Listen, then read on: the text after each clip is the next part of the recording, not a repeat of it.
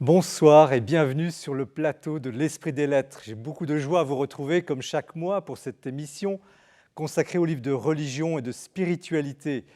KTO vous la propose en lien avec le Jour du Seigneur et la procure, ce réseau de librairies qui nous reçoit ici à Paris, place Saint-Sulpice, dans cette magnifique librairie. Comme chaque mois, nous avons la joie aussi de recevoir 3 auteurs qui nous font le plaisir et l'honneur de venir partager, expliquer, débattre de leurs livres. Et ce soir, les thèmes sont très différents, mais absolument captivants. Il y a même 2 sujets, d'ailleurs, très délicats, très sensibles. Le premier sera la question du déclin. Est-ce que notre société est en décadence? Est-ce que l'Occident va vers sa fin? L'Europe avec elle?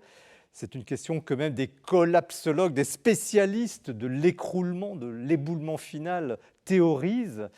Si cela est vrai, y a-t-il une réponse, une attitude chrétienne pour aborder ce thème? Et quelle serait, au fond, l'attitude profonde du chrétien face à cette perspective? Le deuxième thème délicat est celui de la conversion de musulmans vers le christianisme, vers le catholicisme. On aura très bientôt les chiffres des nouveaux baptisés, adultes, adolescents. Cette année, il y en a beaucoup. Et parmi eux, des personnes qui ont été élevées dans la culture ou dans la foi musulmane, islamique, et qui demandent le baptême catholique. L'Église n'est pas très à l'aise avec le sujet, et nous allons voir pourquoi, et nous allons voir justement quelle attitude adopter, et que se passe-t-il dans ce phénomène. Puis il y a un troisième sujet un peu moins délicat, mais qui est très important aussi pour la mission, pour l'Église, c'est celui de l'homélie. Alors je vous vois venir, vous pensez tout de suite à la dernière homélie que vous avez entendue dimanche. Le prêtre est évidemment trop long ou passionnant, selon le cas. En tout cas, la prédication n'est pas un sujet anodin, c'est une clé pour l'annonce de l'Évangile, l'annonce de la parole. Et nous allons développer cette question ce soir. 3 sujets différents, une soirée qui s'annonce absolument captivante, et je vous remercie de votre fidélité à cette émission. Chantal Delsol, bonsoir. Bonsoir.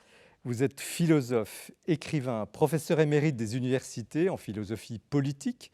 Vous avez créé et dirigé l'Institut Hannah Arendt. Vous êtes aussi membre de l'Académie des sciences morales et politiques. Alors, vous étiez venu en janvier 2025, il y a quasiment une année, sur ce plateau, pour votre Insurrection des particularités, un livre sur la montée de l'individualisme. On avait passé un moment passionnant avec vous. Et vous m'aviez confié à la fin de l'émission, après l'émission, que vous prépariez un ouvrage important sur ou à partir de Saint-Augustin. Et ce livre, le voilà. Il est publié chez Odile Jacob. Il s'intitule « La tragédie migratoire et la chute des empires », sous-titre très important, « Saint-Augustin et nous ». Donc c'est un tableau, je dirais, extra-lucide de notre société, de notre culture, de ses doutes, de son déclin probable et de ses atouts, malgré tout, à la lumière du grand maître Saint-Augustin que le nouveau pape, Léon XIV, remet au premier plan. C'est absolument magistral. Étienne de Montetti, bonsoir. Bonsoir. Vous êtes un journaliste connu, directeur du Figaro littéraire, directeur adjoint de ce journal, le Figaro, qui a fêté ses 200 ans il n'y a pas si longtemps, et aussi un écrivain connu. Une dizaine d'ouvrages à votre actif, des romans, des essais, certains sont déjà primés, et vous étiez venu sur ce plateau pour la grande épreuve. Vous avez reçu d'ailleurs le grand prix du roman de l'Académie française pour ce livre, qui est inspiré par l'assassinat du père Hamel. Vous revenez pour un ouvrage qui s'intitule « Il y a une autre rive », c'est édité chez Stock, roman, inspiré par justement ces nombreux jeunes musulmans qui se tournent vers le christianisme. Alors, c'est un roman qui nous conduit de la banlieue parisienne à l'Algérie, sur les pas de votre héros, un jeune très branché, il travaille dans la tech, et qui coupe un jour son écran à la recherche de lui-même, de ses racines, de Dieu. C'est absolument édifiant. Frère Éric de Clermont-Tonnerre, bonsoir. Bonsoir. Vous êtes, comme votre habit l'indique, un religieux dominicain, une congrégation dont vous avez été le supérieur de la province de France. Vous avez été également président des supérieurs majeurs de France et également directeur des éditions du Cerf. Un long parcours qui vous a aussi conduit à cofonder l'école de la prédication, où l'on enseigne l'art de l'homélie et de la rhétorique, vous en tirez un livre au titre très dynamique, « On demande des prêcheurs ». C'est pour encourager les laïcs à s'emparer de la parole. C'est d'ailleurs le sous-titre, « Quand les laïcs s'emparent de la parole », aux éditions du Cerf. Alors, l'ouvrage donne à méditer sur la parole, sur l'enjeu de l'expression orale, sur l'homélie, sur son sens le plus profond, le sens de la prédication, autant de choses qui devraient être, selon vous, redécouvertes dans l'Église. Un livre éloquent. Nous commençons d'ailleurs par votre livre, Éric de Clermont-Tonnerre, donc « On demande des prêcheurs ». Et vous êtes justement un frère prêcheur. Les dominicains sont les frères prêcheurs. Alors, prêcher, c'est une évidence pour vous? Oui, c'est ma tâche. Et c'est la tâche qui a occupé toute ma vie religieuse. Ma formation m'a conduit à l'étude en vue de la prédication.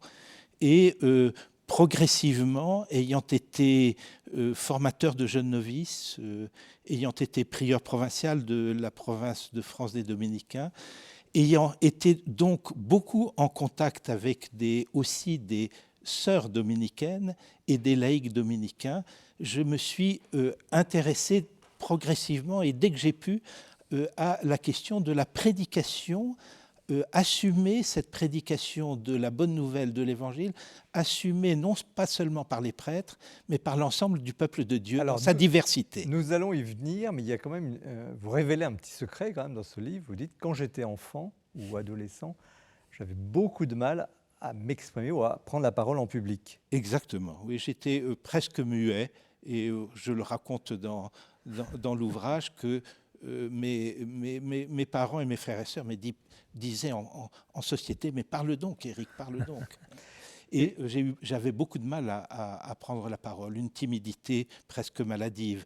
Et en fait, la solution, ça a été d'entrer dans un ordre qui formait à la prédication et qui m'a permis de m'extérioriser. On vous demandera des petits conseils tout à l'heure pour ceux qui ont du mal à s'exprimer. Et voilà, c'est toujours intéressant de le savoir. Qu'est-ce que l'école de prédication, de la prédication que vous avez fondée? Eh bien, elle est destinée aux laïcs. Il ne s'agit pas de les former à prononcer des homélies, puisque l'homélie est réservée aux prêtres, notamment l'homélie à l'Eucharistie. Mais beaucoup de laïcs aujourd'hui prennent la parole, commentent l'Écriture. Alors, en particulier, beaucoup de laïcs dans un certain nombre de diocèses accompagnent des funérailles. Et à l'occasion de célébrations de funérailles, doivent prendre la parole pour commenter l'Écriture. Et nous avions souci de ces personnes-là et de leur formation. Et vous recevez combien d'étudiants, entre guillemets, par année? On fait plusieurs parcours, plutôt Paris, Lille, Strasbourg, les principaux, mais nous avons fait Toulouse, Montpellier, Rennes, Lyon, etc. Et en général, ce sont des groupes d'une vingtaine. Et ce sont des gens qui s'adressent, donc les gens trouveront les coordonnées, mais n'importe qui, en quelque sorte, pourrait s'adresser à cette école. C'est ouvert à tout le monde, il n'y a pas besoin de formation préalable, parce que nous pensons que chaque laïc, quel qu'il soit, avec sa formation, plutôt universitaire ou moins universitaire, ou pas du tout universitaire, peut avoir à annoncer le Christ dans sa vie.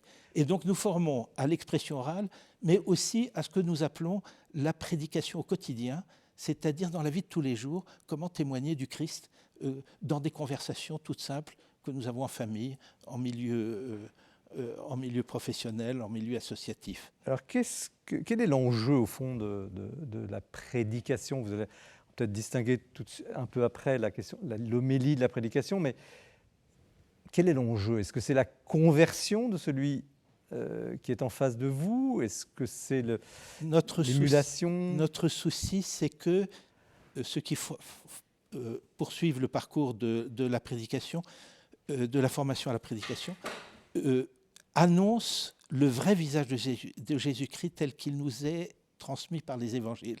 Donc nous avons le souci d'attacher les chrétiens à la parole de Dieu. C'est notre premier objectif, vous voyez, et de ne pas instrumentaliser la parole de Dieu, mais d'essayer d'en être porteur de manière respectueuse de ce qu'elle dit. Oui, mais le prédicateur, alors quel qu'il soit, il a envie de convaincre, il a envie de persuader l'autre. Alors, oui, alors ça, c'est aussi la formation à l'expression, à l'organisation d'un discours, la rhétorique. oui, mais au-delà de la rhétorique, est-ce que, disons, moralement, le chrétien, qu'il soit prêtre ou a, je dirais, le devoir de convaincre, de convertir? Le devoir de convertir, non, mais le devoir d'attacher au Christ, de montrer le Christ et de souhaiter que la personne s'intéresse au Christ, oui. Convertir, ça n'est pas du ressort de celui qui prêche. Hein. Il a peut-être le désir de convertir. Oui. En tout cas, oui, d'une certaine manière, si on pense la conversion comme se tourner vers, regarder les choses autrement, oui. À ce moment-là, la prédication, c'est une manière d'inviter les gens à regarder la réalité et à regarder le mystère de Dieu et de l'homme différemment. Si vous avez fait ce livre, c'est quand même que vous pensez, j'imagine, ça se sent quand même en vous lisant, qu'il y a quand même des progrès à faire en la matière. Oui. Alors, y compris où en sommes-nous et quels sont les progrès? Alors, ce qu'on peut dire, c'est que le souci de la qualité de la prédication et pour les prêtres de l'homélie à la messe est un souci qui, depuis une dizaine d'années, je dirais même une vingtaine d'années, s'est développé. La preuve en est, les publications autour de la prédication et de l'homélie sont nombreuses depuis 15 ans, 20 ans. Et le pape François avait quand même remué un peu. Et le pape François a remué dans sa première encyclique, ouais. avec un certain nombre de numéros, Ouais. où il a donné des conseils assez précis. Les conseils essentiels? Les conseils, brièveté, beaucoup d'images, et écouter le public auquel vous parlez, le connaître, l'aimer, etc. Néanmoins, là je reviens au titre de l'ouvrage, vous poussez un cri quand même. On demande des prêcheurs. Vous auriez pu dire traité de la parole ou traité de l'homélie. Bon, c'est peut-être moins vendeur, mais on demande des prêcheurs. Que se passe-t-il? C'est-à-dire que je pense que dans notre monde où la connaissance de Jésus-Christ décline beaucoup, le christianisme se rétrécit, je pense qu'il est important de faire connaître la figure du Christ. Et donc on demande des prêcheurs et on demande que les chrétiens qui sont moins nombreux soient capables de témoigner de Jésus-Christ. Je pense beaucoup à un certain nombre de diocèses ruraux où les chrétiens sont vraiment très isolés.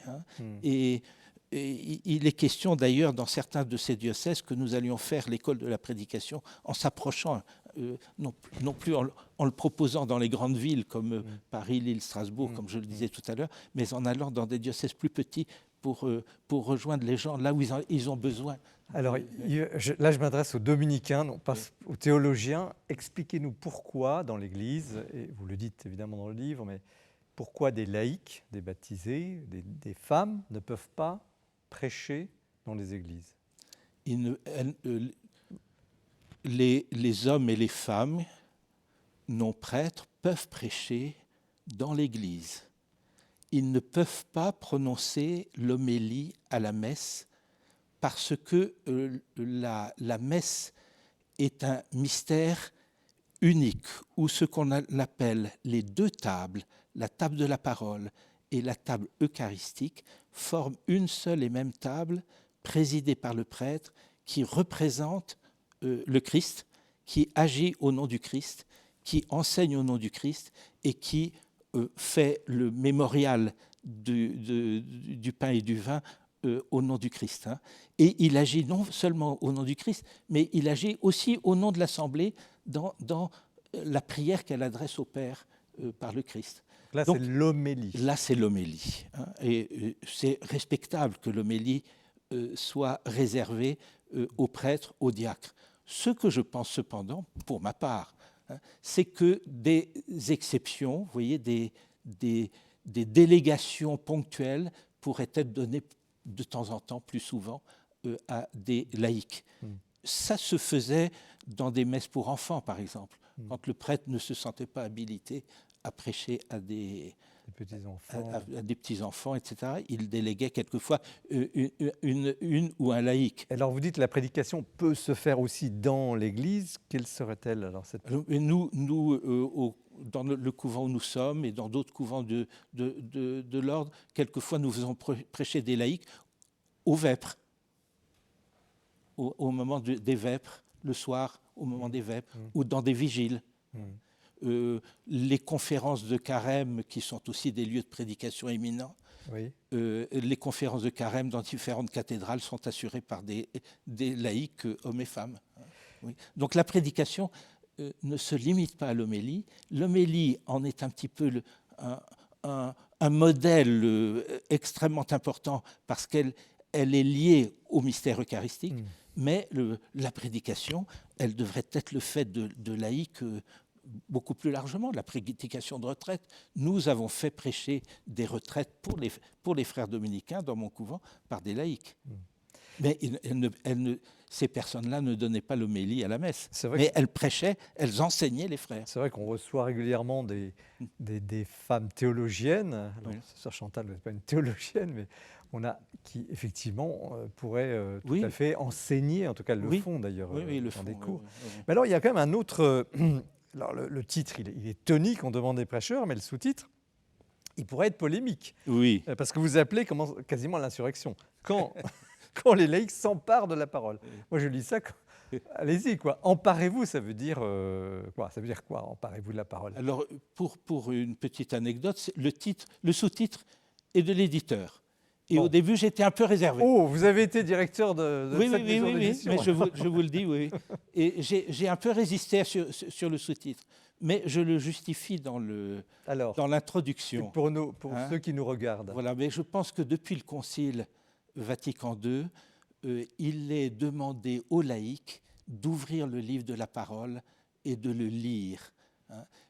C'est dans la Constitution Dei Verbum où le Concile a remis au cœur de la vie chrétienne la parole de Dieu, c'est les Écritures, les Saintes Écritures. Et il est demandé expressément aux chrétiens d'ouvrir le livre, de le lire. On cite même cette phrase de Saint Jérôme, l'ignorance des Écritures, c'est l'ignorance du Christ. Voilà. Et d'en parler.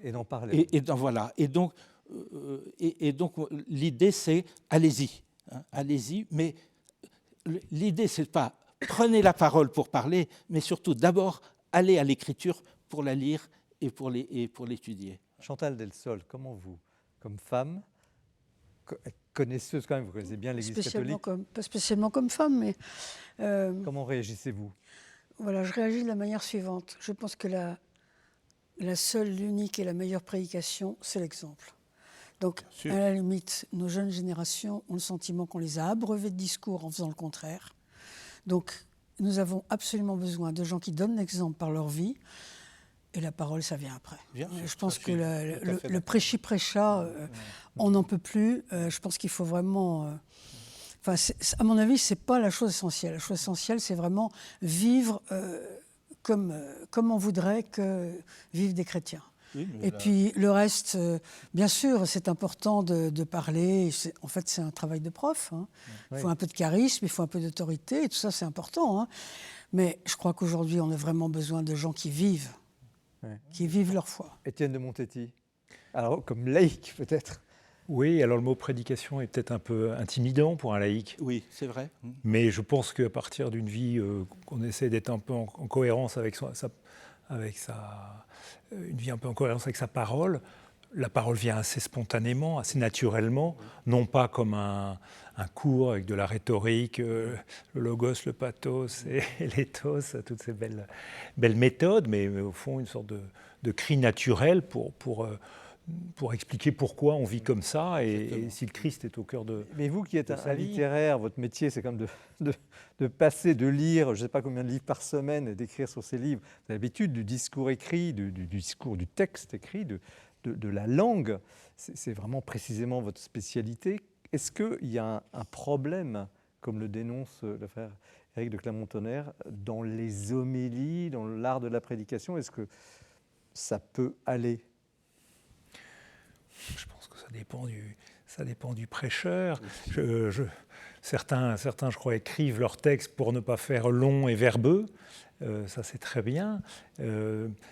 Ça m'ennuie, moi, que le prêtre ait une méthode et peut-être même un brio qui ferait qu'on ne le regarderait que comme un homme qui prêche bien et qu'on oublie qu'il parle quand même au nom du Christ. Alors peut-être que quand on entendait l'accordaire, on était ébloui, admiratif. Moi, qu'un prêtre parle et bégaye, ne me dérange pas si le propos est senti, s'il est profond et que j'oublie que c'est le père un tel qui parle et qui a plein de qualités, mais il ne parle pas en son nom. Ce qui rejoint ce que dit Chantal Delsol. Si tout le monde est comme vous, hein. Il y en a peut-être qui ont besoin, au contraire, d'avoir des belles paroles. Oui, mais dans ces cas-là, on se dit waouh, quel brio, qu'est-ce qu'il est formidable. Oui, c'est vrai. Les femmes le regardent avec Ça les yeux brillants. Moi, ça ne me va pas. superficiel. Moi, je veux un prêtre qui parle au nom du Christ. Oui, mais ça, nous l'enseignons à l'école de la prédication, ça. L'humilité. Oui, puis que c'est pas le succès, hein, qu'on peut avoir des défauts dans l'expression, voilà. Mais la sincérité aussi. Mais ce qui est important de témoigner, c'est la réflexion, le travail, la justesse des mots. Ça, c'est très important. Oui, certainement. Vous recommandez l'écriture, évidemment, avant de... Oui. Pour des homélies, pour des prédications longues, pas pour... Et vous recommandez l'apprentissage par cœur, peut-être ? Pas toujours. Ça dépend pour ceux qui le peuvent, oui. Hein. Pour être plus à l'aise. Oui, en tout cas, le fait de ne pas lire, mais de dire. Ah oui, bien sûr. Voilà, hein. Mais est-ce qu'on n'est pas prisonnier ? Est-ce qu'on n'est pas prisonnier de son papier si on l'a écrit ? Parce que moi, je sais que quand j'écris, je suis prisonnier de ma phrase telle que je l'ai écrite. Et le style écrit est pas du tout. Non, ça dépend. Le style oral. Ça peut vous permettre de vous raccrocher si vous avez un oubli, mais vous n'êtes pas obligé de le dire de la même façon. Vous pouvez écrire le style oral aussi. Moi, par exemple, j'écris beaucoup mes prédications, mais j'écris en style oral, c'est-à-dire j'écris les répétitions, j'écris le texte parlé. Donc derrière, je ne fais pas une dissertation littéraire que je dis après. Oui. Derrière la belle homélie, la belle prédication, il y a quand même le texte, l'écriture fondamentale. J'aimerais bien vous entendre aussi sur ce débat que vous soulevez quand même. Alors je vais être un peu polémique, le droit à. Les femmes n'ont pas le droit à. Oui. Je le pose comme ça de manière volontairement un peu lourde. Qu'en pensez-vous, Chantal Delsol ? Ce sont des traditions de l'Église, donc l'Église est comme ça. Si on n'est pas content, on peut changer de religion. Il me semble que c'est comme ça que ça marche. Mais est-ce que les femmes n'auraient pas... Enfin, certains prêtres ou clercs n'auraient-ils pas intérêt, ou fidèles, à entendre des femmes extrêmement brillantes ou extrêmement compétentes dans un domaine ? Ça ferait de temps en temps, ce que disait le frère, est-ce que ce ne serait pas utile ? Oui, peut-être, mais à partir du moment où l'Église est partie avec ce genre de règlement, enfin, entre guillemets, je ne vois pas pourquoi, de l'intérieur, on essaierait... Enfin, moi, en tout cas, ce n'est pas mon truc. Ce que je pense quand même, puisque vous me posez la question directement, c'est que je pense que ça ne pourra pas durer éternellement comme ça dans des pays complètement... où les femmes ont finalement... on s'est aperçu qu'elles pensaient comme tout le monde, qu'elles étaient capables qu'elles pouvaient diriger des entreprises, écrire des bouquins, etc. On s'en est aperçu il n'y a pas longtemps, en définitive. Je pense qu'à partir de là, l'Église va avoir beaucoup de mal à maintenir son interdiction. Mais bon, après, qu'elle se débrouille. Moi, je ne vais pas aller faire du ramdam à l'intérieur. Ce n'est pas mon truc. Mais d'abord, on peut multiplier les occasions où des femmes prêchent en dehors de la messe. Et ensuite, je suis assez d'accord avec vous. Il y a un moment où peut-être elle ne pourra plus. Ça va exploser de l'intérieur, moi je crois. Voilà, mais bon, moi j'aurais voulu poser une autre question historique. Chantal, je ne sais pas si vous êtes penché sur ce genre de... Mais c'est une question que je me pose. À l'époque du Christ, il y avait tout un tas de prêcheurs un peu partout. Finalement, le Christ, n'était pas seul dans son genre du tout. Il y avait un tas de gens qui disaient la fin du monde est arrivée, ou je ne sais pas quoi, convertissez-vous d'une autre manière. Probablement, oui. Alors, comment vous expliquez qu'il n'y a plus du tout ce genre de personnes qui, dans les bandes dessinées, montent sur un tonneau Des prophètes un peu, des prophètes. Alors que, rien que dans un pays comme la France, on a beaucoup d'endroits qui sont complètement déchristianisés. Qu'est-ce que vous en pensez alors, frère ? Qu'est-ce que vous en pensez ? Pourquoi ça n'existe plus, ça ? Eh bien, je ne sais pas. Non, le charisme de la prophétie. Oui, c'est ça. Oui, la prophétie, il y a quand même encore des illuminés. Mais pourquoi vous dites illuminés ? Non, mais dans le monde anglo-saxon, on voit facilement des gens qui... Je pense que sur les réseaux sociaux, il y a beaucoup de gens... Vous me direz, oui, vous avez raison. C'est vrai. En fait, ça revient là. Hein. Ça revient de cette manière. Étienne de Montetti, l'homélie spontanée. Alors, les femmes, vous n'avez pas répondu. Oui, dans une société très policée, où toutes les paroles un peu un peu déviantes nous paraissent suspectes, Oui, voire nous inquiètent, et que peut-être Clio du village, qui avait une certaine sagesse et une certaine bonté, qui faisait qu'il était respecté et aimé, celui-là n'existe plus. Peut-être aussi que beaucoup, et peut-être trop de monde parle, dans les médias, les réseaux sociaux, les chaînes d'infos quotidiennes, etc., qu'on a un peu de mal à isoler la parole prophétique par rapport au bavard ou à l'imprécateur. Oui, absolument. Alors justement, c'est un autre thème que je souhaitais aborder avec vous, même si le temps défile. C'est celui de la capacité de l'Église à parler d'elle-même. Parce que là, on a parlé ad intra, bon, très bien, on imagine bien les scènes. Mais est-ce que l'Église, justement, dans ce flux, dans cet océan de messages, de mots, arrive encore, excusez-moi l'expression, à en placer une? Est-ce que ça aussi, c'est un aspect que vous abordez? Et quel est l'enjeu aujourd'hui d'une prédication à l'extérieur de l'Église? L'Église a du mal à parler d'elle-même, mais je pense qu'elle le réussit quand même. Je pense qu'aujourd'hui, beaucoup de gens vont vers la parole de l'Église. Alors, elle est un peu disséminée un peu partout, mais je crois qu'il y a quand même, elle réussit quand même à se faire entendre. Chantal Dessol, vous percevez ça également? Il y a un progrès serait réalisé? Je pense que l'Église a beaucoup de problèmes maintenant à s'exprimer parce qu'elle a toujours peur de ne pas être dans le vent, de ne pas être assez moderne, d'être critiquée, d'être méprisée. Enfin, moi, je sens ça. Enfin, je ne sais pas si Est-ce qu'on n'a pas dépassé cette phase? Il y a 2-3 ans, on pouvait le dire. Non, moi, je n'ai pas l'impression. Étienne de Montetti? Moi, je pense que tout ce travail-là, il passe par les rencontres interpersonnelles, pas nécessairement les grands mouvements, les grandes prises de parole. C'est Jésus et Jachée, quoi. Je veux habiter chez toi, je vais te parler à toi.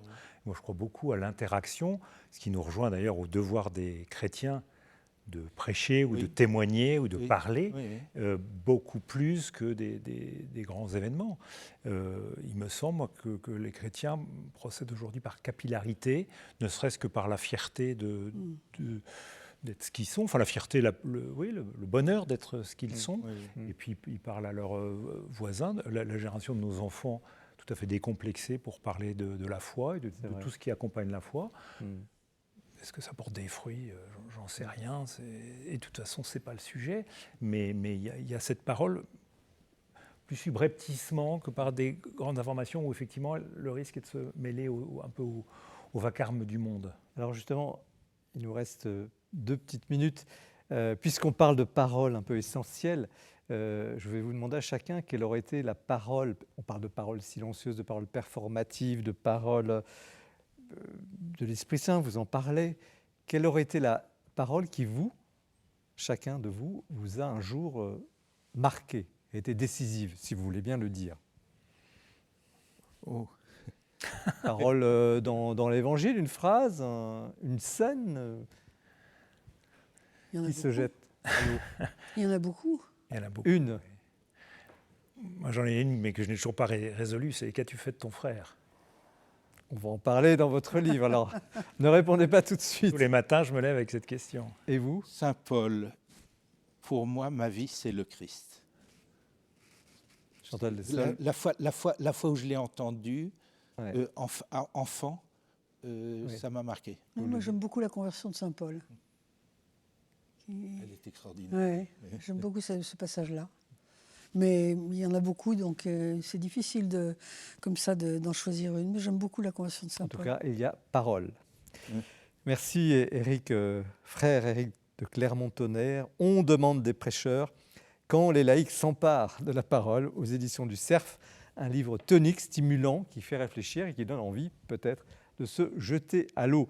Nous poursuivons l'émission avec Guillaume Vanier, qui ce mois-ci nous présente l'actualité du libraire, c'est-à-dire quels sont les livres qui sont entrés dans cette immense librairie, ces nouveautés.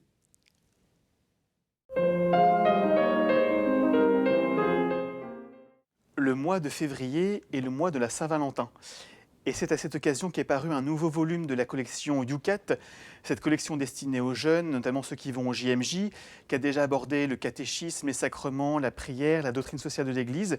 Nouveau volume donc consacré à aimer pour toujours. C'est un livre qui aborde les questions fondamentales de l'affectivité, de la sexualité, de la construction du couple, avec toujours le même principe de questions, de réponses dans un langage simple, et beaucoup de témoignages de jeunes et de couples engagés de tous les coins du monde. C'est vraiment un livre qu'on peut recommander aux jeunes, bien sûr, mais aussi à tous ceux qui veulent s'engager dans une vie de couple, parce que c'est un livre qui présente de manière très, très lumineuse l'amour chrétien. Autre question existentielle, celle de la mort, que nous présente avec brio et beaucoup d'intérêt Guillaume Cuchet, que l'on connaît bien pour ses analyses du catholicisme français contemporain, mais qui part ici au XIXe siècle avec La religion des morts, paru au Seuil. Il nous fait découvrir que beaucoup de choses que l'on croit immémoriales dans notre rapport à la mort, la concession dans les cimetières, le pèlerinage familial où on vient fleurir une tombe, ou même la simple formule « regret éternel », eh bien tout cela est né au XIXe siècle, qui est vraiment le siècle de la naissance de notre rapport moderne à la mort. Et donc on en est vraiment les héritiers aujourd'hui. C'est un livre qui pourra intéresser tous ceux et celles, et ils sont nombreux, engagés dans la pastorale des funérailles. Le mois de février cette année pour les catholiques, c'est aussi le mois du carême. Et je voudrais vous proposer 3 nouveautés qui peuvent nous accompagner tout au long de ce chemin vers Pâques. D'abord, une lecture spirituelle, celle du grand, de l'immense Bossuet, de la dignité des pauvres et des devoirs des riches, paru aux Belles Lettres. Alors Bossuet, c'est tout simple, c'est la virtuosité de la langue française au service de l'annonce radicale du message évangélique. Et là, il nous rappelle avec fermeté que les pauvres sont nos aînés dans la famille de Jésus-Christ et que le devoir des riches est de se mettre à leur service. Donc ce n'est pas seulement un beau texte en langue française, c'est un rappel du sens de l'aumône qui est un des piliers du carême. Deuxième livre, plus théologique celui-ci, du grand penseur protestant Jacques Ellul, « Si tu es le Fils de Dieu », paru au Petit Vermillon. Jacques Ellul reprend tous les passages où Jésus souffre dans sa chair, dans son esprit, au cours des évangiles. Il en fait une lecture très belle, méditative, contemplative, pour nous montrer non pas tant comment nous pouvons participer aux souffrances de Jésus, mais comment, à travers ces souffrances, il vient habiter en plénitude, parce qu'il est vrai homme et vrai Dieu, toutes les souffrances des humains. Vraiment une lecture très, très profonde. Et puis, dernier moyen de vivre ce carême, par le biais du témoignage, Témoin de l'espérance, par Benoît de Blancpré et Thomas Oswald aux éditions Artege, à la rencontre des martyrs de notre temps, que ce soit en Afrique, en Amérique du Sud, en Asie. Beaucoup de chrétiens vivent leur foi de manière dangereuse, risquée, pour Jésus-Christ, pour aller à la messe, pour témoigner du nom de Jésus. Ils sont vraiment très édifiants. C'est une invitation à prier pour eux et à nous inspirer de leur courage évangélique. Et puis, dernière chose, un coup de cœur plus personnel, ma première Bible en carte mentale. Alors, les cartes mentales ont un peu envahi notre espace ces dernières années. Et pour la première fois, un éditeur, Bayard Jeunesse, propose de lire la Bible avec cet outil. Eh bien, c'est formidable pour découvrir les personnages, les épisodes, les symboles. C'est Bayard Jeunesse, mais ça peut vraiment s'adresser à tous ceux et celles qui, au cours de ce carême, veulent redécouvrir et savourer la parole de Dieu. Merci Guillaume pour ce tour d'horizon toujours très riche, et merci aux éditeurs et merci aux auteurs de produire des livres, et on aura probablement l'occasion d'en recevoir dans les prochaines émissions. Merci aussi à ceux qui nous suivent sur KTO Radio, DAB+, pas que la télévision, il y a aussi la radio, ils nous écoutent dans leur voiture, en tout cas c'est possible de le faire dans toute la France et à tout moment. Alors Étienne de Montetti, vous publiez un livre avec un titre très sobre, Il y a une autre rive, bleu sur fond bleu, une belle couverture, sur une histoire que vous allez développer, donc, qui touche une conversion d'un jeune, disons, de culture musulmane. Qu'est-ce qui vous a inspiré? On ne vous attend pas forcément sur un sujet comme ça. Alors j'avais déjà exploré l'islam dans d'autres contextes, qui était plutôt le contexte de la violence. Et puis, je m'étais aussi intéressé, il y a plusieurs années, aux petits Européens qui découvraient l'islam, qui découvraient le cadre, pensait-il, structurant de l'islam, et qui s'y précipitaient parfois pour leur malheur. Et à la faveur de plusieurs rencontres, j'ai observé le mouvement inverse, c'est-à-dire des convertis, comme l'Église en connaît de plus en plus. On parle de 5% des catéchumènes qui viennent du monde musulman. Et j'en ai rencontré, je les ai interrogés, je les ai écoutés. Qu'est-ce qui vous a mis en route? Vous les avez recherchés ou il y a eu quelque chose, un événement, vous a poussé à écrire sur ce sujet? Je pense que, par exemple, une personnalité comme Mehdi Djahadi, qui a fait ce spectacle, qui a eu tant de succès, Coming Out, qui racontait sa conversion, sa rencontre avec le Christ, m'a beaucoup intéressé. Mais surtout, dans mes romans, j'aime beaucoup la rupture, c'est-à-dire tout d'un coup la bifurcation dans une vie qui fait qu'on passe d'une vie à une autre, avec tous les risques que ça comporte, parfois les dégâts que ça comporte. Et il m'a semblé, pour connaître un petit peu l'islam, la force de la communauté qui a un rôle très protecteur, voire parfois un peu oppressant sur ses membres, tout d'un coup, des gens prenaient la liberté de quitter l'islam. Alors la liberté, c'était quoi? C'était souvent une rencontre éblouissante avec le Christ, à la faveur d'une rencontre. Je ne sais pas si c'était une prédication, mais c'était en tout cas une rencontre, c'était une parole. Et ces personnes m'ont beaucoup touché. C'est le sens de ce titre. Il y a une autre rive. Alors on pense évidemment à la Méditerranée, mais il y a une autre rive, c'est-à-dire qu'il y a quand même un océan entre les deux. On franchit une rive, oui, bien sûr. Et comme, à cause de cette culture de la communauté, de la Houma, cette conversion correspond à une rupture, il y a vraiment un passage, une sorte d'aller simple, au moins dans un premier temps. Après, certains m'ont raconté que les familles se sont habituées, pour d'autres, ça a été une rupture, voire une rupture violente. Voire menace de mort. Voire menace de mort. Il faut reconnaître, en France, c'est plus de l'ordre de la vexation, de l'intimidation, d'une violence verbale. On n'est pas en Irak, par exemple, comme avec Joseph Fadel, le prix à payer, mais je connais des jeunes Algériens, par exemple, qui ont quitté leur pays et qui ne voient plus leur famille, parce que pour la famille et aussi pour la société algérienne et les autorités algériennes, l'idée d'une conversion au christianisme est juste inconcevable. Alors on imagine que quand on écrit un roman, il a un public très large, et vous visez un public large, il est très accessible du reste. Qui visez-vous au fond? Je vise un lecteur qui ne soupçonne pas nécessairement ce mouvement de personnes, notamment en France, où souvent l'Algérien est identifié musulman. D'ailleurs, les convertis me l'ont dit, c'est d'ailleurs un sujet pour les chrétiens dans les églises, quand ils voient un arabe, pour dire les choses, ils se demandent ce qu'il vient faire. Je connais un prêtre d'origine algérienne qui m'a dit que 10 fois par jour, on lui dit ah ben, « vous êtes libanais ». Elle dit « non, je suis algérien ».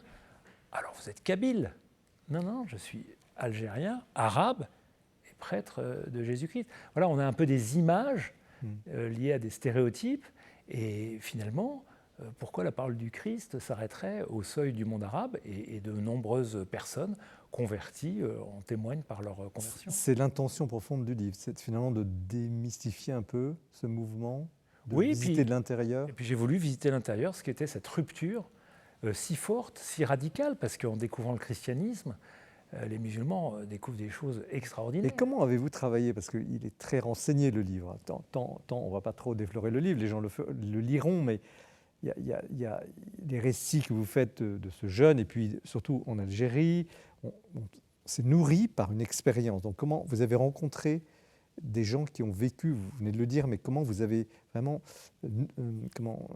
préparé cette écriture? Écoutez, un roman, on raconte une histoire, alors on est nourri de quoi? De l'imagination pour une part, de rencontres pour une autre part. J'ai eu la chance d'aller en Algérie, de faire un beau voyage où j'ai pu observer des choses, des rencontres avec des convertis. Et puis l'islam, mon Dieu, c'est partie aussi de la culture générale, de s'intéresser à une religion qui a fait irruption dans notre société ces 30 dernières années. Il ne s'agit pas de faire un livre trop livresque, de ne pas faire un livre trop léger, donc c'est un mélange de tout ça. Mais je dirais que je m'instruis aussi en écrivant mes romans et en m'intéressant au sujet. C'est quand même, on sent parfois que vous êtes sur un champ de mine quand même, parce que quand certains incompréhensions dans la famille de ce jeune, quand il retourne là-bas dans son pays d'origine, d'origine de son père, il y a des discussions très serrées avec des tenants d'un islam, disons, assez radical. Et puis, il y a beaucoup de délicatesse dans la façon de vous raconter ça, son approche du christianisme. Ce n'est pas un livre militant, c'est un livre assez sensible. Comment avez-vous fait pour justement tenir ces équilibres sur un sujet très délicat. Enfin, alors je crois qu'un romancier doit aimer tous ses personnages, même ceux qui n'ont pas le beau rôle, si on fait un roman policier et qu'il y a un assassin. Et dans mon cas, même s'il y a des gens qui ne pensent pas comme moi, ils ne partagent pas mes convictions, mais je ne veux pas en faire un essai ou un réquisitoire où d'emblée chaque rôle serait dessiné. Donc j'ai eu envie que tout le monde ait la parole pour parler de son point de vue, que ce soit le bon musulman en Algérie, le prêtre catholique en France ou le religieux en Algérie, puisque tout ça, ce sont mes personnages, avec la bienveillance, oui, qu'un romancier doit avoir pour ses personnages. Il n'en reste pas moins que mon personnage, et là j'ai en écho les convertis que j'ai pu rencontrer, évidemment, ont un point de vue, c'est-à-dire ce qu'ils ont abandonné en quittant l'islam et ce qu'ils ont découvert en rejoignant le christianisme. Mais l'un d'eux m'a dit une très belle parole et qui m'est restée peut-être comme un fil rouge. Il m'a dit « Moi, j'ai découvert le Dieu unique par l'islam. Ça a été un peu le premier étage de ma vie religieuse. J'ai découvert le Dieu tout-puissant, le Dieu créateur. Et puis dans une deuxième partie, à la faveur d'une rencontre, j'ai découvert l'amour d'un Dieu qui s'incarne dans Jésus-Christ. Donc finalement, cet homme, il n'opposait pas l'islam de sa jeunesse et puis le christianisme qu'il avait découvert. Et ça m'a assez plu, ça m'a assez touché. Évidemment, tous les convertis ont des histoires différentes. Parfois, elles peuvent être brutales, elles peuvent être déchirantes. Il y a des conversions plus douces, mais tous témoignent vraiment de l'incroyable joie que leur confère la découverte du christianisme. Alors il y a une histoire dans l'histoire, parce que c'est aussi le portrait d'un jeune high-tech, tech, comme on dit aujourd'hui dans le langage, qui travaille dans la dernière génération du monde digital et informatique, qui trouve un jour le vide total et qui, à travers cette expérience, va se creuser, va chercher. C'est ça aussi, ce livre, où c'est une manière de raconter une histoire. Est-ce que cette dimension de cette jeunesse ultra digitalisée est aussi une de vos soucis, parce qu'on porte dans un livre, j'imagine. Oui, alors j'ai cherché d'où pouvait venir l'aspiration à quelque chose. Pas tout, un homme heureux, bien dans son histoire, dans ses convictions, finalement, n'aurait pas forcément besoin d'une autre rive. Et j'ai rencontré là aussi des gens travaillant dans ce milieu numérique très dématérialisé. Le travail est dématérialisé, les conditions de travail. Et vous le rendez très bien d'ailleurs. Souvent on est chez soi parce que c'est le télétravail. Et cet homme vient d'une famille qui s'est séparée, ses parents sont séparés. Donc il y a aussi la déchirure familiale. Et puis c'est un enfant d'immigrés. Et donc il y a aussi le problème de l'identité, tout simplement.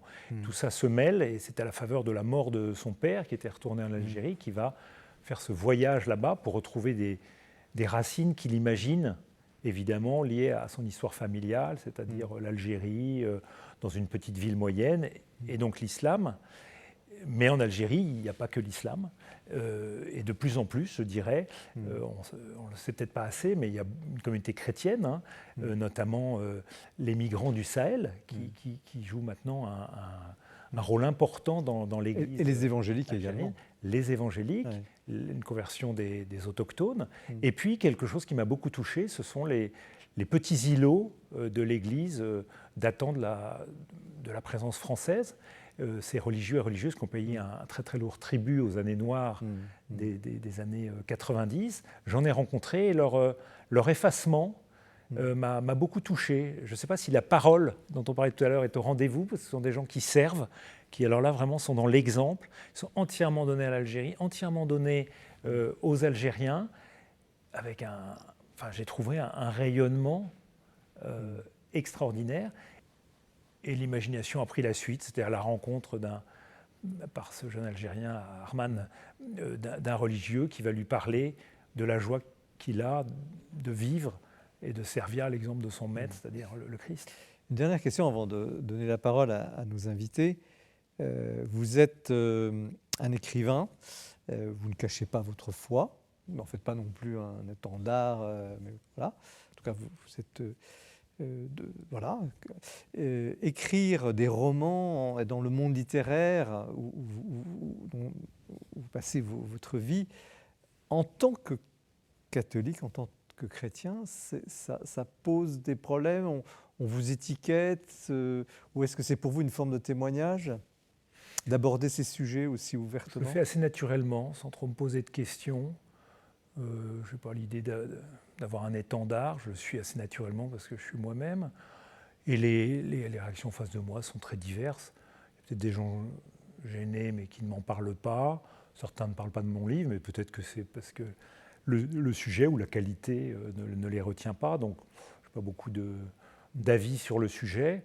En tout cas, je crois que c'est un univers dans lequel on peut être soi-même et on peut être un écrivain chrétien et par ailleurs avoir des amitiés très diverses dans ce milieu qui est très divers.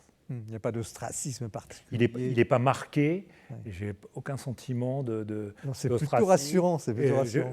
J'ai beaucoup d'amis et les gens qui ne m'aiment pas, je ne le sais pas et puis ça n'est pas très important. Chantal Delsol, vous êtes J'ai exactement la même écrivain. impression qu'Étienne. Enfin, je ne pense pas que ça soit... On n'a pas l'impression d'être ostracisé parce qu'on est catholique. Les gens savent qu'on l'est. Effectivement, on n'en fait pas état en permanence parce qu'on ne veut pas embêter tout le monde.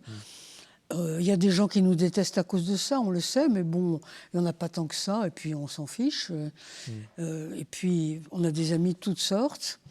On a même des gens qui nous interrogent. Des gens qui nous interrogent. J'ai l'impression, parce que avec C'est pas un problème, je trouve. J'ai l'impression que c'est un peu plus détendu ces dernières années qu'il y a encore une dizaine ou une quinzaine d'années. Ah oui. Cette question, semble-t-il. Alors, le livre en lui-même, l'acte de conversion, comment vous l'avez ressenti, comment vous vivez cette oui, lecture? C'est intéressant, oui, c'est très intéressant. J'ai lu les livres de Boilem-Sansal.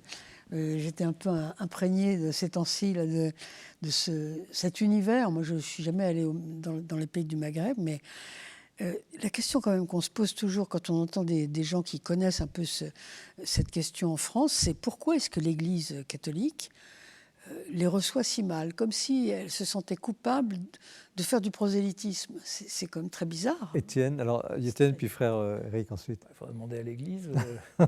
Est-ce que vous l'avez ressenti dans les témoignages que vous avez reçus? Oui, il y a des histoires désolantes de convertis qui ont eu le sentiment, soit que des prêtres ou des laïcs leur disaient reste un bon musulman. Oui, c'est ça. Il y a toujours le surmoi colonial où oui, l'arabe doit être musulman. Oui, voilà, c'est ça. Et puis où surtout, il ne faut pas apporter la parole du Christ à un musulman.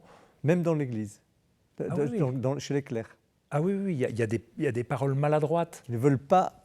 Oui, qui sont gênés. Et puis, il y a des paroles maladroites, je l'ai entendu. Soit d'abord un bon musulman, des fins de non-recevoir, alors qu'il y a une soif énorme. Par ailleurs, beaucoup disent qu'ils sont reçus. L'Église a mis en place des parcours, des parcours pour former les laïcs, justement, à l'accueil d'un musulman. Quels sont les sujets à aborder? Quelles sont les failles à explorer? Alors, frère Eric, vous êtes un peu sur la sellette, là. Symboliquement, non, mais est-ce que l'Église est gênée devant ce genre de phénomène? Elle a été gênée, elle l'est de moins en moins, je pense. Mais je vais peut-être l'expliquer. Mais je voudrais d'abord dire que j'ai beaucoup aimé votre roman. J'ai pensé que vous aviez habité le Maghreb, un pays du Maghreb, tellement les descriptions sont... Parce que j'ai passé mon enfance en Tunisie, et donc j'ai retrouvé, j'ai senti presque les odeurs des maisons, etc. Ça veut dire qu'il est bien écrit. Oui, très bien écrit. Trop de fleurs, mais... J'ai beaucoup apprécié. Cette année, nous célébrons le 30e anniversaire de la mort des moines de Tibérine et puis de Monseigneur Claverie. Ouais. Et dans notre couvent, nous avons décidé pendant le carême de relire les lettres et messages d'Algérie de Pierre Claverie, écrites pendant toute la période du Fils et du terrorisme. Front islamique du salut. Front islamique du salut, etc. Et c'est très fort. La parole est très claire vis-à-vis de l'islam et des exigences qu'il met lorsque des musulmans épousent des chrétiennes et l'inverse, etc. On lisait ça ce matin, par exemple. Et donc, alors, il se trouve qu'à l'époque, dans les années 90, l'Église était plus réticente à cause de la violence terrible qu'il y avait déjà en Algérie, etc. Et puis parce qu'il y a eu des exemples quand même de jeunes médecins égyptiens, irakiens, qui se sont convertis, qui ont été soumis à des tortures assez éprouvantes. Moi, j'ai connu un jeune Égyptien qui est venu à Strasbourg il y a quelques années, un médecin, et qui a fini par se suicider tellement la pression était forte de sa famille, et le mariage qu'il avait fait avec une Française avait été mal réussi, il était très humilié. Voilà, bref, des choses comme ça. Donc l'Église, je pense, a été peut-être un peu super prudente. Et puis on était dans une période où on rêvait beaucoup d'un dialogue avec l'islam possible, facile, etc. Déjà, Pierre Claverie disait qu'il ne fallait pas rêver. Il fallait pas rêver, etc. Et puis maintenant, on s'aperçoit que c'est beaucoup plus difficile. Et je crois que l'Église, comme vous le dites, a mis en place, en tout cas en France, des parcours, des accueils, etc. Ouais.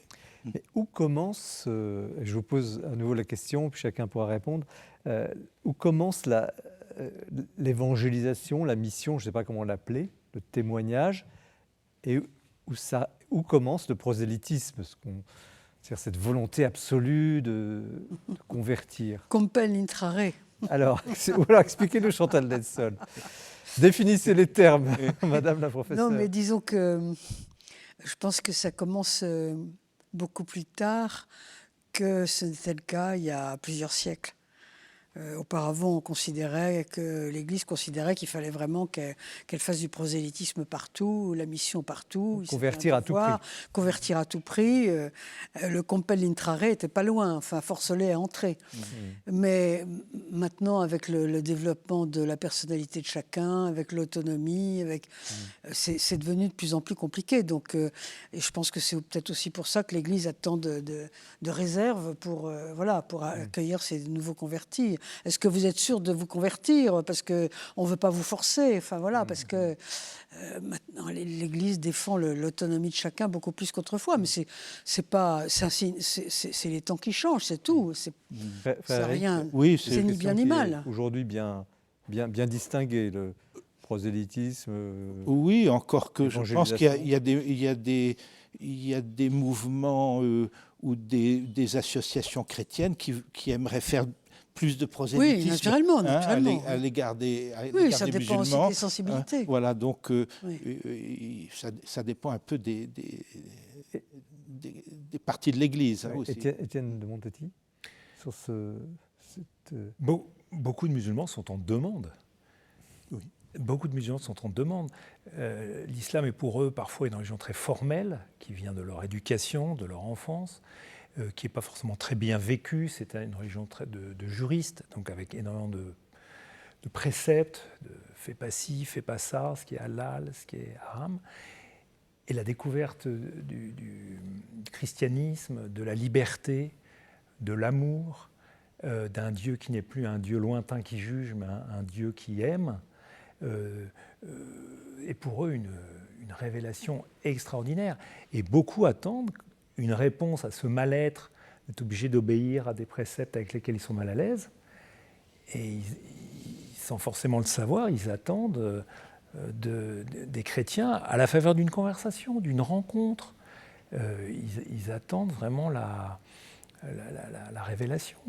Je pense qu'on a tous l'occasion de rencontrer des musulmans. Si la discussion est toujours passionnante à cette aune, parce que on est le Dieu qui a fait alliance avec les hommes, c'est quelque chose de très lointain pour eux, et beaucoup y aspirent. Parce que quand on parle d'amour, de liberté, je pense qu'il y a peu d'êtres humains qui est complètement insensible à ces notions. D'un autre côté, il y a beaucoup de musulmans qui rejettent totalement le christianisme, l'accusant de Oui. sorte de polythéisme, de décadence. Oui, alors beaucoup de musulmans ont peur effectivement de la société moderne, ça c'est certain. Ouais. La société, mais là c'est plutôt la société laïque avec je sais pas quoi, toutes les nouvelles mœurs, etc. Ça leur fait peur. Et beaucoup de musulmans effectivement ont des réserves vis-à-vis du christianisme. Moi, je l'ai mis d'ailleurs dans le livre, une rencontre un jour dans une voiture, vous voyez, avec un musulman extrêmement déterminé à faire du prosélytisme. Conversation très... Blablacar. Voilà, conversation très, très rude, très vigoureuse, mais très honnête. Et je voyais bien cet homme qui était sur son bloc de conviction, à laquelle il ne pouvait pas renoncer, de peur que tout s'écroule. On a une conversation à la fois très rude et assez fraternelle, où chacun opposait ses arguments. Et j'ai bien vu qu'il était un peu arc-bouté à ses convictions. Mais je me suis dit, cette conversation, il fallait qu'on l'ait. Après tout, on a des choses à se dire, et j'avais des choses à lui dire. Comment ne pas aller... Alors, faut-il aller passer encore une autre rive, qui est le passage de la religion, ces discussions tendues ou attendues, purement religieuses, à la discussion au thème culturel. Et on va déjà aborder un peu ce sujet tout à l'heure avec Chantal Delsol, mais il se pose quand même en arrière-fond de votre livre. Et beaucoup voudraient que... Alors, les uns rêveraient que les Français se convertissent à l'islam, et puis d'autres disent maintenant il faudrait que les musulmans se convertissent au catholicisme, ils entreraient mieux dans la culture française, etc. À quel moment vous dites stop à ça? Parce que c'est quand même sous-jacent dans toute l'histoire. À la récupération en quelque sorte du religieux par le culturel ou par le politique. C'est la dernière question de ce débat. Oui, je n'ai pas beaucoup réfléchi.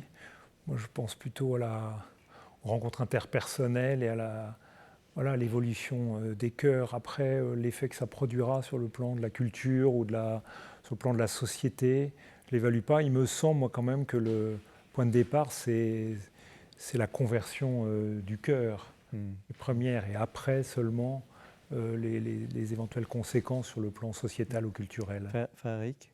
Moi, je pense que nos frères en Algérie ont toujours dit « nous sommes là et nous allons à la rencontre des croyants ». Et donc le dialogue que nous engageons avec les musulmans, c'est des dialogues de croyant à croyant. Et donc je pense que c'est ce qu'il faut que nous vivions aussi dans nos pays, dans ce sens-là, c'est-à-dire rencontre deux croyants qui peuvent s'affronter, qui n'ont pas les... Voilà. Pour le politique, je ne sais pas, je pense que c'est un peu prématuré pour moi Chantal Delsol de répondre à cette question. Le problème de la culture est un problème énorme, je crois. Autant les religions peuvent discuter, il peut y avoir des conversions d'ailleurs des deux côtés, vous l'avez dit tout à l'heure.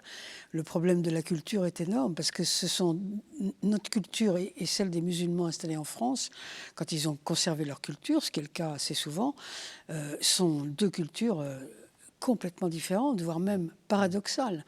Le problème des jeunes musulmans délinquants, qui sont, comme vous savez, très nombreux dans nos prisons, ne tient pas au fait qu'ils sont particulièrement délinquants par nature, mais tient au fait que leur culture est tellement différente de la nôtre qu'ils ne sont pas habitués à avoir une liberté pareille. Nous vivons dans un pays de liberté, où on ne passe pas notre vie à dire à l'enfant « tu dois faire ça, tu dois rentrer à telle heure », etc. Et eux, ils se trouvent complètement désaxés. Enfin, je crois que ça, c'est un problème absolument énorme. Je sais que nous allons aborder maintenant avec votre livre qui arrive assez naturellement après cette conversation. Le livre d'Étienne de Montetti. Il y a une autre rive, Stock Édition. Et nous allons entre-temps retrouver Jean-François Roth qui nous propose un coup de cœur ce mois-ci, comme toujours, avec beaucoup de brio. Et restez bien avec nous, nous parlerons du livre de Chantal Delsol juste après.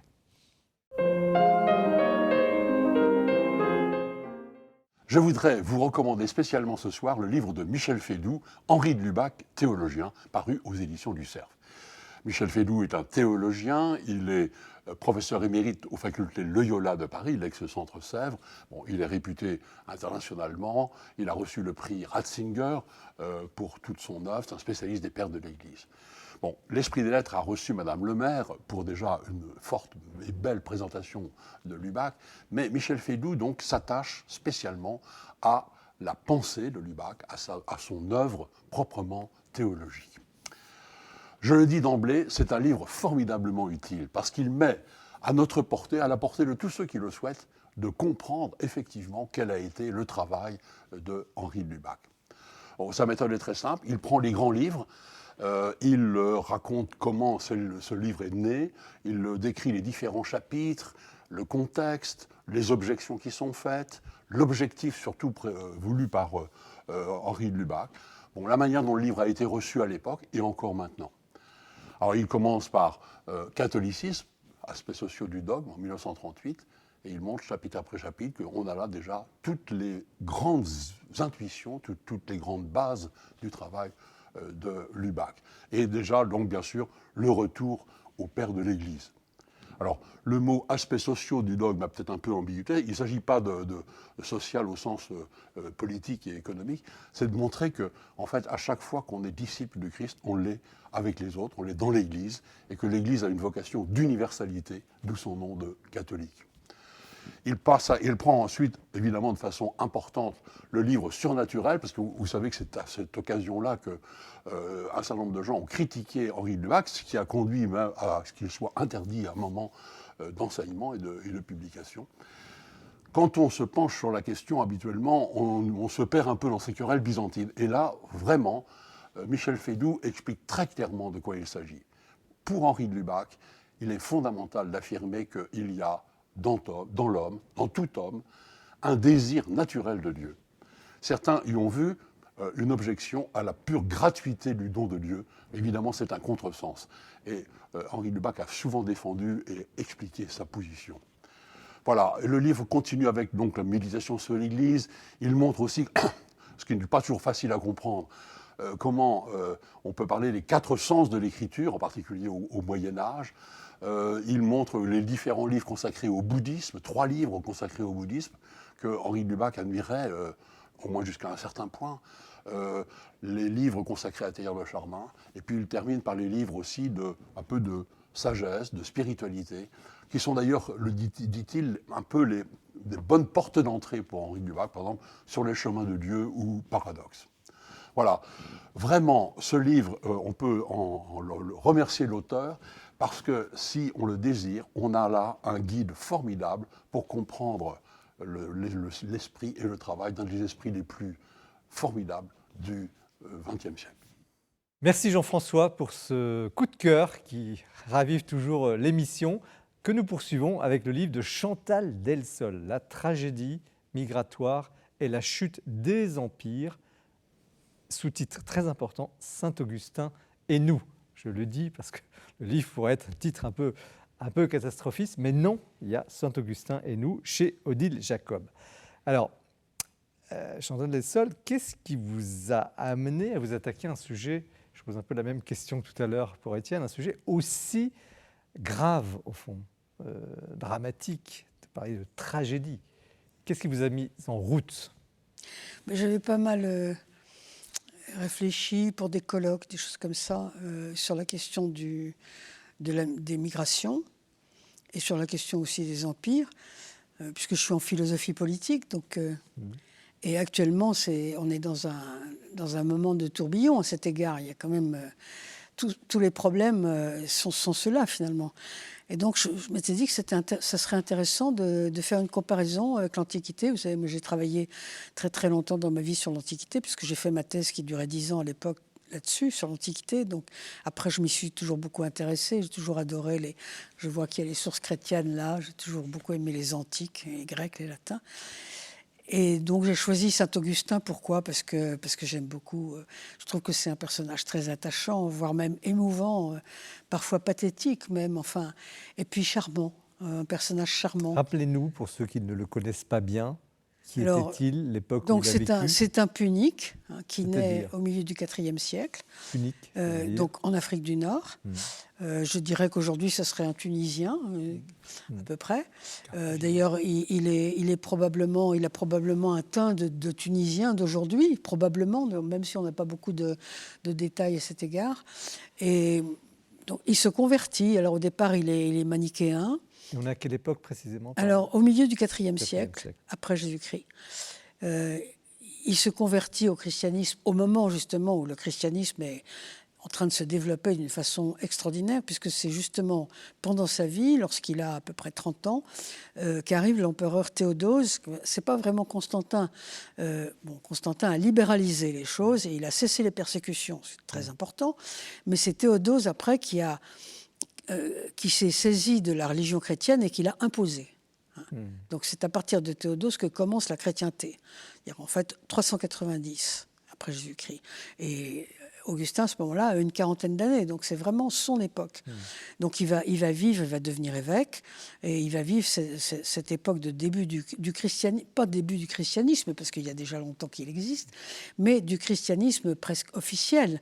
L'époque d'Augustin, c'est une époque où les gens commencent à se convertir au christianisme par intérêt. Vous voyez, par snobisme, parce que ça fait bien. Il y a tout un truc comme ça. Mais il y a aussi l'écroulement. Alors, en même temps, l'Empire s'écroule. Il s'écroule. L'Empire romain s'écroule. Bon, alors, on peut évidemment discuter. Il y a même des gens maintenant qui disent que l'Empire s'écroule pour des raisons écologiques. Vous voyez, on trouve toujours des machins qui plaisent à notre époque. Enfin, en gros, l'Empire s'écroule quand même à cause des invasions. Et puis aussi à cause de la faiblesse interne, parce qu'il y a tout ça. Et donc, Augustin vit cette époque, et quand il meurt en 430, dans sa ville est assiégée par les Vandales pendant son agonie. Pendant son agonie, les Vandales sont tout autour, et ils attendent comme on attend une proie, vous voyez, et ils vont investir la ville juste après sa mort. Donc, il est vraiment plongé dans cette affaire-là. Augustin a pensé l'écroulement de l'Empire ou Ah oui, il a écrit des sermons sur la chute de Rome. Parce qu'on voit la chute qui arrive. Effectivement, un siècle après, ça sera fini. Donc, il écrit des sermons sur la chute de Rome et il écrit La Cité de Dieu. Il commence à écrire La Cité de Dieu, donc son livre le plus connu, juste après la prise de Rome par Alaric. C'est-à-dire que vous avez pour la première fois un barbare, ils appellent ça des barbares, ils appellent ces gens-là des barbares à l'époque, qui investit Rome, qui elle-même n'avait pas été prise depuis 7 siècles. Donc pour eux, c'est alors évidemment, catastrophe. C'est pas si grave que ça, parce que finalement, c'est une querelle politique. C'est pas vraiment les barbares qui rentrent et qui non. Qui respectent d'ailleurs qui respectent les églises. Alaric ne va rester que quelques jours. Bon, il va faire des dégâts, mais si vous voulez, c'est un choc symbolique très important. Donc, alors ça, c'est le IVe siècle. Et votre livre, fin du IVe, début du Ve. Voilà, votre livre nous projette dans l'époque actuelle. Alors comment formulez-vous la situation d'aujourd'hui? Une espèce de comparaison, même si la comparaison, une analogie plutôt, et puis de très loin, parce que finalement, ça n'a pas grand-chose à voir. Mais enfin, des deux côtés, il me semble quand même il m'a semblé qu'on pouvait faire une analogie, sinon je n'aurais pas écrit ce livre, parce que vous avez un empire conquête, donc vraiment un empire, et ça me fait toujours rire quand je vois nos gouvernants qui disent les empires reviennent, mais ce n'est pas les empires reviennent. Nous étions un empire, nous avons été. L'empire occidental a été un empire. Nous avons colonisé la presque totalité du monde. Je crois qu'il n'y a que 2 pays au monde qui n'ont pas été colonisés par les Occidentaux. Enfin, c'est quand même extraordinaire. Donc, nous avons été un empire conquête. Après, il y a eu la décolonisation pour toutes sortes de raisons. Soit parce que les forces nous manquaient, soit parce que la culpabilité nous prenait aux tripes. Ça a été ça aussi, quand même. Et puis après, nous sommes devenus, après avoir été un empire conquête, nous sommes devenus un empire refuge. C'est-à-dire qu'il se produit une espèce de mouvement. Les populations qui vivent encore dans des pays que nous avons conquis et qui ont été libérés, ces populations ont bien envie de revenir chez nous parce que nous sommes une sorte de centre du monde, ce qui s'est voulu le centre du monde, qui est naturellement plus riche, plus confortable, plus libre que ces pays d'où viennent ces populations. Et donc, elles investissent l'empire autrefois conquête qui est devenu un empire refuge. Et vous avez ce mouvement chez les Romains et ce mouvement chez nous aujourd'hui. Ce qui pose évidemment des problèmes. Oui. Alors, dont la question des migrations, mais comment, si je puis dire, les recettes, le mot est un peu léger pour parler de Saint-Augustin, aideraient à diagnostiquer, analyser ce qui se passe et surtout à l'envisager et finalement à développer une attitude par rapport à ça. Parce que ce que vous dites très bien, il y a la peur, il y a beaucoup de choses qui se mettent dans la fin de l'Empire. Le livre est extrêmement riche dans cette analyse que vous développez. Et je parlais d'un livre extra-lucide, je ne sais pas ce que vous auriez oublié. Et néanmoins, il n'y a pas que du désespoir. Néanmoins, il y a quelque chose. Alors, qu'est-ce que Saint-Augustin apporterait aujourd'hui? Il y a, vous venez de le dire, une attitude à avoir. Il n'y a pas de solution, bien sûr. Solution, ça veut dire vous allez diluer une perle dans l'acide, hein, ça n'existe pas, vous diluez le problème. La solution, c'est ça. Il n'y a pas de solution du tout. Il y a quelques réponses, mais il y a surtout une attitude à avoir devant un problème qui est une tragédie. Et les tragédies, comme vous savez, une tragédie, c'est deux principes ou deux valeurs, moi j'aime pas tellement ce mot, mais deux principes qui luttent l'un contre l'autre et qui sont à la fois affamés et contradictoires. Donc, il y a pratiquement pas de réponse. Et donc, il y a juste une attitude à avoir. Et Augustin, il est à la fois chrétien et stoïcien. Donc, il a une manière de regarder les choses d'une façon tranquille, de s'occuper du présent, à savoir des réfugiés, parce que le problème d'Augustin, c'est les réfugiés. Hein, grosso modo, c'est ça. Des gens qui sont sur les routes, qui n'ont plus de maison, etc. Et donc, il a une attitude que je trouve très belle et qui, peut nous servir de modèle. C'est pour ça que... Et là, vous avez cette dialectique solidarité, lucidité, solidarité. Oui, il me semble que c'est peut-être la seule réponse, je ne parle pas de solution, la seule réponse qu'on peut avoir, c'est-à-dire devant, et ce n'est pas du tout ce que nous faisons malheureusement, devant un problème de ce genre, être à l'acmé de la solidarité et de la générosité et de la bonté, donc faire un vrai effort de ce côté, et en même temps à l'acmé de la lucidité, la défense du droit, de la lucidité vis-à-vis de ce qui se passe, ce que nous ne faisons absolument pas, parce que nous ne sommes pas à l'acmé de la générosité, nous balançons de l'argent par hélicoptère, ce que je ne sais pas ce que j'appelle la générosité, d'ailleurs ça ne sert à rien, et nous ne sommes pas du tout à l'acmé de la lucidité lorsque nous laissons des OQTF devenir parlementaires ou n'importe quoi. Enfin, ce genre de choses, ce n'est pas du tout de la lucidité.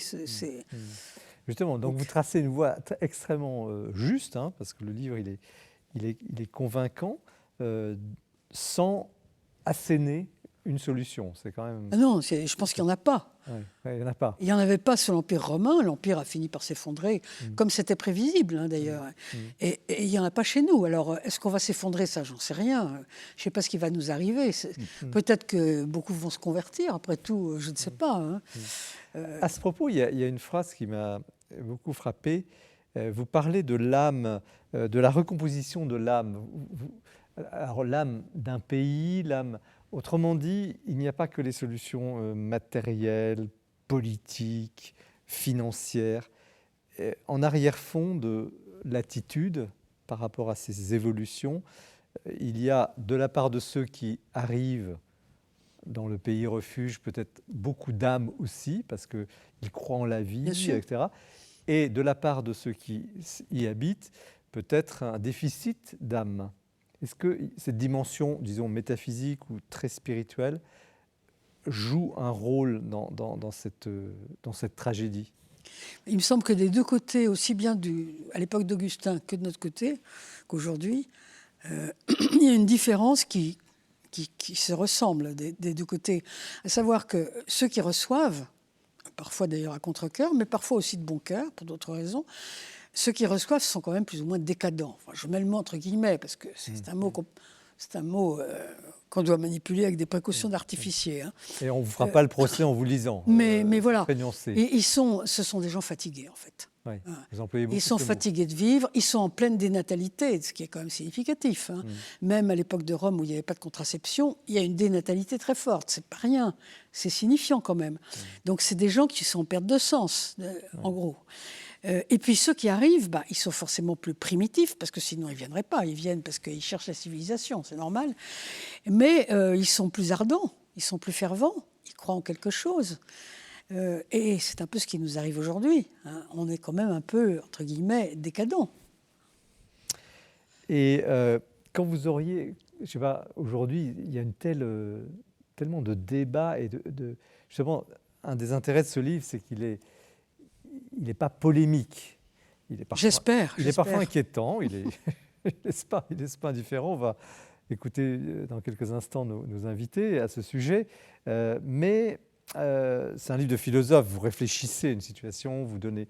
C'est très argumenté. Bon, mais si vous étiez, allez, on vous donne Matignon, vous devenez demain matin Premier ministre, je ne vous souhaite pas, mais quel serait au fond, à la lumière de cette sagesse et foi de Saint-Augustin, à la lumière de l'expérience historique que vous avez longuement travaillée, cette antiquité dont on ne peut pas faire non plus de parallèle trop rapide avec les situations d'aujourd'hui, au fond, question un peu idiote, mais quelles seraient vos premières mesures ? Quelles seraient les urgences, les priorités devant un tel... Je chercherais le pays à côté qui réussit le mieux. Pour moi, c'est la Suisse. Où vous savez que les Suisses reçoivent énormément de migrants. À la limite, plus que nous, hein, d'un point de vue... proportion. Tout est décentralisé. Le maire est responsable des migrants qui rentrent chez lui et il ne laisse pas du tout s'installer tous ensemble dans la même maison, c'est interdit. Il veille au grain, il veille à ce que tout le monde parle vraiment le français, enfin le français ou la langue du coin. Pas comme nous, on a des gens qui sont tellement incapables d'aller parler français avec le prof de leur enfant, qui sont obligés d'emmener l'enfant pour traduire. Enfin, donc ils font attention à tout ça et donc ils essayent d'être à la fois généreux et lucides. C'est-à-dire quand vraiment ils ont des migrants qui font d'énormes bêtises, ils les renvoient chez eux, mais ils ne se contentent pas de dire qu'ils les envoient, comme chez nous. Nous, on a des gouvernants qui disent qu'ils les envoient, mais qui ne les envoient pas. Eux, ils les envoient vraiment. Donc c'est ce que j'appelle la lucidité. Donc moi je ferai ce qu'à Dieu ne plaise, mais je ferai ça. Je regarderai ce qui se passe bien à côté, parce que ça existe. Hein. Frère Eric Clermont-Tonnerre, est-ce qu'il faut pleurer la fin de l'empire judéo-chrétien, européen, je ne sais pas comment le qualifier? Oui, il faut sûrement pleurer si des choses se détruisent comme cela, mais en même temps ne pas désespérer. Hein. Votre livre m'a fait réfléchir à partir de Saint-Augustin et j'ai pensé à deux thèmes de la théologie, pas de la théologie, de l'expérience de Saint-Augustin et de sa théologie. D'abord le thème de la conversion, et parce que c'est pas simplement il s'est converti, mais le thème de la conversion traverse toute son œuvre ensuite. Et je pensais à ce que vous disiez à l'instant, que c'est peut-être une posture d'abord à avoir dans la société actuelle, une attitude. Et je pense que le thème de la conversion chez Saint-Augustin peut... je pense que les chrétiens aujourd'hui et les citoyens de cet empire qui peut s'effondrer ou qui va peut-être s'effondrer sont invités à cette conversion. Hein. Puis le deuxième thème qui me frappe chez Saint-Augustin, c'est son sens de la communauté. Nous sommes les dominicains appuyés sur la règle de Saint-Augustin, qui est la communauté. Et je pense que nos politiques devraient davantage penser en termes de souci de la communauté, de cette communauté ou de ces communautés, etc. Je ne sais pas comment, je ne veux pas aller à Matignon. Hein. Étienne de Montetti, comment vous avez lu le livre de Chantal Delfaux? J'étais très fasciné par l'analogie que vous établissez, qui est effectivement très impressionnante. Effectivement, l'empire conquête qui devient l'empire refuge, et très, très sensible aussi au fait que quand la démonstration devenait implacable, Saint-Augustin arrivait pour, par exemple, refuser l'idée qu'il y avait une justice immanente et que c'était mérité, par exemple. À Rome, ou aujourd'hui à cause de faux, etc. Saint-Augustin ramène une parole assez juste. Sur le déclin et le vieillissement aussi, il a une parole magnifique quand vous le citez en disant que Dieu a visité Abraham dans sa vieillesse et qui visite notre vieux monde. Alors il était peut-être vieux du temps de Saint-Augustin, il l'est à plus forte raison aujourd'hui, et que Dieu visite le monde dans sa vieillesse en lui donnant le Christ. La réponse n'est jamais politique, au fond. Et donc, ce n'est pas avec Saint-Augustin qu'on va à Matignon. Évidemment.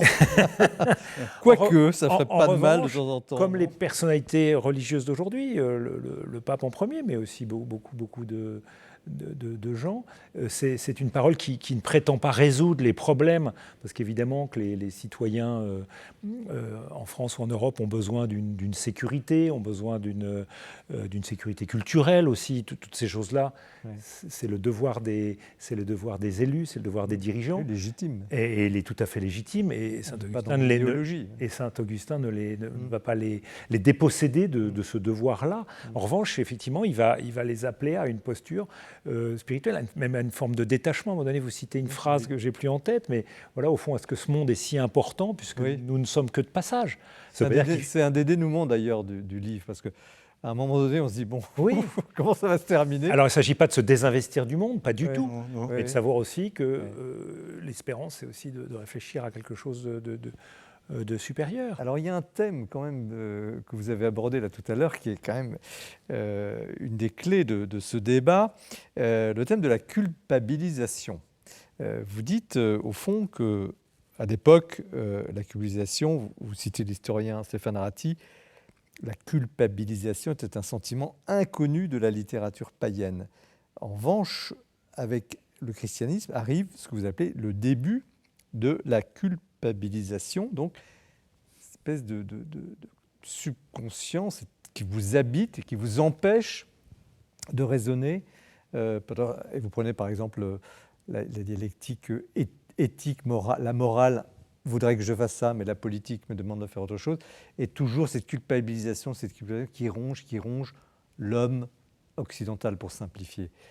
Oui, on voit très peu de culpabilisation chez les auteurs romains de l'époque, parce que l'Empire est quand même, il est infini par nature, hein, dans le temps et dans l'espace. Donc l'Empire, c'est la démesure, c'est l'hubris, tous les empires. Hein. Il est éternel, vous dites. Il est éternel, et tout l'espace est à lui. C'est incroyable, il n'y a qu'à voir Poutine aujourd'hui, c'est ça.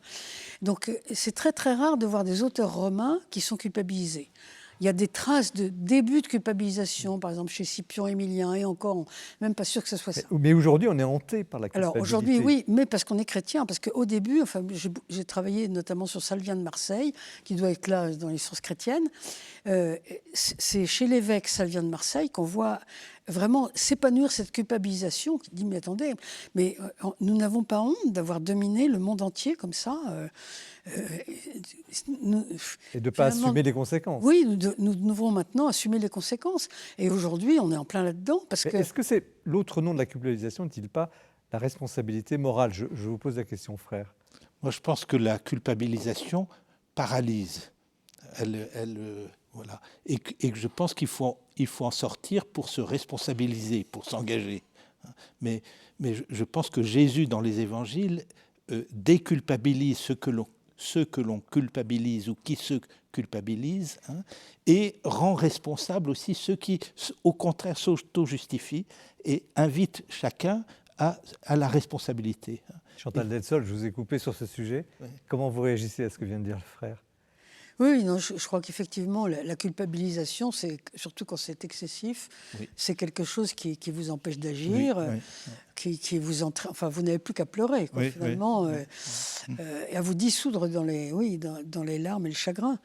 Mais la responsabilité, il me semble que c'est quand même, au départ, souvent quelque chose de chrétien. Enfin, moi, je vous avoue que devant le problème migratoire en France, moi, j'ai tendance à me dire, écoutez, c'est nous qui les avons fait venir. Hein. On les a colonisés, on les a fait venir pour des raisons économiques, souvent.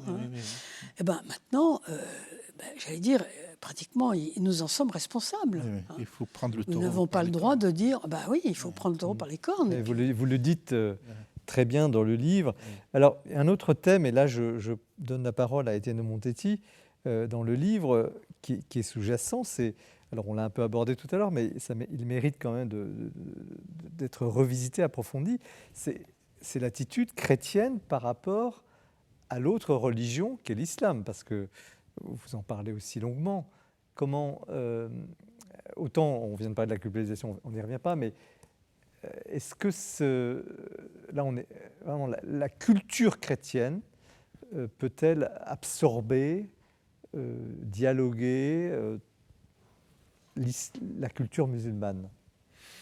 Alors absorber, je ne pense pas. Dialoguer, oui. Il y a des points communs. Je ne parle pas en théologie, mais par exemple, je pense que des croyants ont la même vision du monde. Le monde a été créé par un Dieu. Moi, j'ai eu des conversations avec des musulmans un peu enracinés dans leur foi sur les questions relatives à la bioéthique, la vision qu'on a de l'homme, la vision qu'on a de la bioéthique, du respect de la vie. Toutes ces choses-là sont partagées par les croyants. C'est déjà un patrimoine commun très important. Et à cet égard, on est beaucoup plus proche d'un musulman que d'un laïc très progressiste, voire très transgressif. Donc il y a ces points communs. On laisse tomber le radicalisme, l'islamisme et tout ça. Non, on est bien d'accord. C'est cette idée d'un patrimoine. On ne vient pas de nulle part, on a été créé par un Dieu. Je trouve que c'est déjà un patrimoine important, ne serait-ce que c'est à l'ordre du jour avec les questions de fin de vie qui a pris la parole, ce sont les religions chrétiennes, juives et musulmanes. C'est déjà très très important, et on l'a dit tout à l'heure, et c'est vrai que souvent les musulmans, notamment les immigrés, ont très peur de la modernité occidentale qui leur paraît assez effarante, et le communautarisme vient aussi de cette peur, en se disant si je m'ouvre à la société française, est-ce que ma fille ne va pas devenir ci, mon fils ça? Beaucoup ont un regard sur la société française à travers la télévision. J'ai souvenir d'un dialogue avec un Bosniaque, en Bosnie, un Bosniaque réislamisé qui ne voyait l'Occident, qui ne voyait l'Europe qu'à travers la télévision allemande, les telenovelas, les séries télé les plus misérables. Et il était persuadé que la vie occidentale, c'était ce qu'il voyait. C'était une caricature de l'existence. Chantal Dessol, est-ce qu'il n'y a pas et je pose la question à tous les deux, sur ce terrain-là, culture chrétienne, culture musulmane, une forme de naïveté parfois du côté chrétien, de la possibilité d'une rencontre, vous l'aviez un peu évoqué tout à l'heure, mais aussi de l'espérance d'une solution? Oui, il y a les deux. Il y a parfois beaucoup de naïveté qui je pense, est un peu, qui n'est pas forcément, comment dire, très sincère. Il y a parfois une volonté de se diluer nous-mêmes. Il y a aussi ça. Hein. Ça apparaît aussi dans oui. Frère Eric. Mais je pense qu'il y a eu des moments où, dans certains pays, la culture chrétienne et la culture musulmane ont été proches. Je pense à l'Irak, malheureusement, sous Saddam Hussein et tout ça, qui était plutôt laïque, etc. Et il y a eu pas mal de couples mixtes, et il y avait une culture commune, en quelque sorte. Hein. Et puis les guerres, la concurrence économique, les bouleversements plus généraux ont amené beaucoup de radicalisme, et donc un retrait un peu par rapport à ces expériences, ces avancées. Hein. Donc ce qui veut dire que ce n'est peut-être pas impossible, hein, mais c'est très délicat. Alors, très délicat. Il nous reste quelques secondes même. Je vous demande juste, puisque c'est la période du carême, de la montée vers Pâques, le sujet de l'émission était quand même assez sérieux. Un mot que vous pourriez partager avec ceux qui nous font la joie, l'honneur de nous regarder ou de nous écouter sur la radio, quel serait-il dans ce contexte? Un mot. Un mot. Mais la joie, alors. La joie pour Étienne de Montetti. J'aurais dit aussi la joie, mais j'aurais rajouté un deuxième mot, la joie de la rencontre. La joie de la rencontre. Chantal Dessol, vous avez le mot de la fin. Oh là là, c'est très très compliqué parce que... oui. Peut-être l'espérance. Oui, l'espérance. L'espérance. Qui traverse tout votre livre, quand même. Voilà. Bien, merci. Oui, un livre grave, mais qui ne ferme pas du tout la porte de l'espérance, et surtout qui n'entre pas dans des simplifications politiques ou idéologiques très riches. Chantal Dessol, La tragédie migratoire et la chute des empires. Saint-Augustin et nous, c'est le sous-titre, édition Odile. Merci beaucoup Chantal. Merci Étienne de Montetti. Il y a une autre rive, édition Stock, un roman édifiant sur une conversion d'un jeune de culture musulmane vers le christianisme. Et puis Éric de Clermont-Tonnerre, On demande des prêcheurs, quand les laïcs s'emparent de la parole, aux éditions du Cerf. Merci à vous également de votre fidélité. Vous êtes aussi avec nous dans ce débat parce qu'il est fait aussi pour vous. On pense beaucoup à vous qui nous regardez. On essaie de faire en sorte que vous puissiez aussi après lire ces livres, si cela vous plaît évidemment. Nous nous retrouvons dans un mois pour une nouvelle émission. D'ici là, vous pouvez retrouver l'émission sur les sites de KTO, du Journal du Sénateur de la Procure. Très bonne soirée, à bientôt.